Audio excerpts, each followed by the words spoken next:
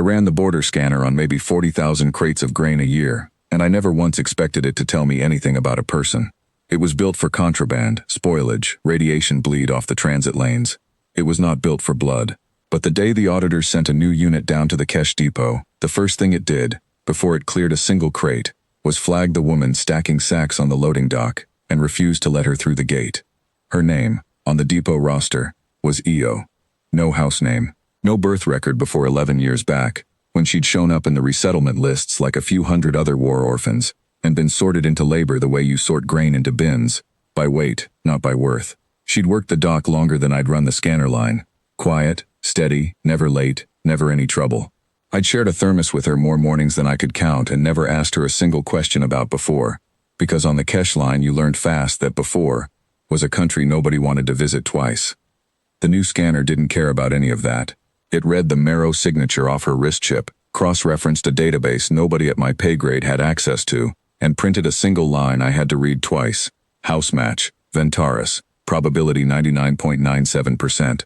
House Ventaris hadn't existed in 22 years. It had been erased in the purge, its heirs scattered or worse, its name struck from every registry on the continent by the regime that replaced it. I knew that the way everyone my age knew it, a story you were told once, young, and told not to repeat. I looked up from the readout and EO was already watching me, and something in her face had gone very still, the way a person goes still when they've spent a long time making sure nothing on their face ever moves. "Break the scanner," she said. "Not a question. Or I will." I didn't break it. I also didn't call it in. I stood there with my thumb over the transmit key long enough that she must have thought I would, and then I turned the display away from the dock cameras and said, "Nobody else has seen this yet. They will." "Not from me." She didn't thank me. She picked her sacks back up like the conversation hadn't happened, and I let her, because I understood by then that thanking a man for the bare minimum of decency was its own kind of humiliation, and she'd had enough of those to last several lifetimes. I kept the readout instead of filing it. I told myself it was because the unit might be faulty. I knew that wasn't true. I knew it the way you know a fact you've decided not to look at directly. Over the next 4 months I watched her the way I always had, except now I understood what I was looking at. The way she settled disputes on the dock without raising her voice, and men twice her size deferred to her before they'd thought about why. The way she could read a shipping manifest upside down from across a table, a habit that made no sense for someone raised in a labor camp, and perfect sense for someone raised to run a household. The way she never once let herself want anything out loud. I started bringing her the manifests that came in disputed, the ones that needed someone to actually adjudicate weight and provenance instead of just stamping them through. Not because I needed the help, because it was the one part of the job that used the mind she'd spent 11 years hiding, and because nobody else on that dock would ever think to hand a laborer that kind of authority, and I decided I didn't much care what anybody else would think to do. She noticed. She never said so, but she started arriving 10 minutes early to look them over before the shift, and she stopped flinching when I set the folder in front of her. And one gray morning in the 5th month she told me, without looking up from the page, that her mother had run the Eastern Grain Accords for 11 years before the purge, and had taught her the ledgers before she could read a chapter book. "I remember the smell of the ink," she said. "That's most of what's left." I told her I was sorry. She said sorry was a currency she'd stopped accepting a long time ago, and that what she wanted, if I was asking, was 1 week where nobody looked at her wrist before they looked at her face.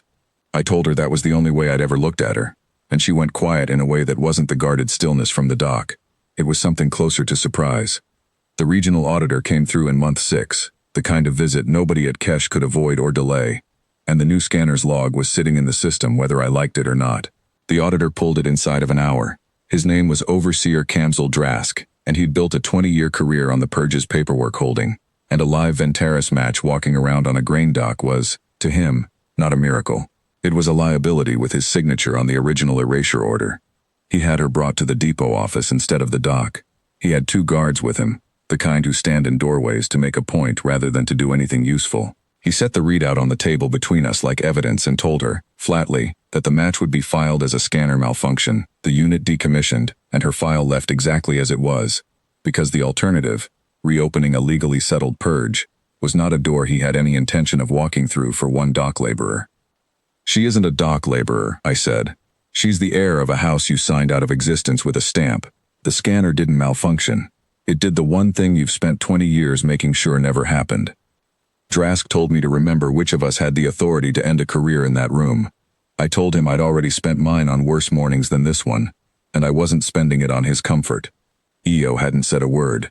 When she finally did, she didn't raise her voice, and she didn't look at Drask. She looked at me. "You don't have to do this," she said. "I've survived 22 years without a name. I can survive without one a while longer." "I know you can," I said. "That's not the same as should." She was quiet for a long moment, and then she turned to Drask and told him, in the same flat clerk's cadence she used on disputed manifests, that the Eastern Accords she'd learned at her mother's knee required any house match dispute to be settled by open registry hearing, not by a regional overseer's private filing, and that she was invoking that right herself, on the record, in front of two witnesses who would remember exactly what he'd just said in this room. Drask went very still. It was the same stillness I'd seen on her face the first day, and I understood then that she'd learned it from people like him, and was handing it back. The hearing took 3 weeks. I testified to what the scanner had actually read and what I had actually seen on that dock for 4 years. Nothing more, nothing dressed up. It was enough. The purge-era filing was reviewed, the erasure order found to have exceeded its own legal authority, and Io, Ciel Roventaris, though she told the tribunal she'd go by both names for a while yet, was restored to the registry as the last living heir of a house that had been waiting 22 years for someone to say its name out loud in a room that mattered. She didn't leave the depot. That surprised everyone but me. She told the tribunal she had accounts to settle with the ledgers she'd learned to love on that dock before she settled any with the ones her mother had left her, and that there wasn't a house in the sector worth inheriting if it meant walking away from the one place that had let her be useful while the rest of the world called her nothing. She still comes by the scanner line most mornings. We still share the thermos. Nothing about that has changed, and I think that's the part she actually wanted restored. Not the title, not the house. Just the plain fact of a morning nobody was allowed to take from her twice. Last week she told me, quietly, over the manifests, that she intended to keep it that way for as long as I'd let her, and I told her I had never once been in the business of taking things back.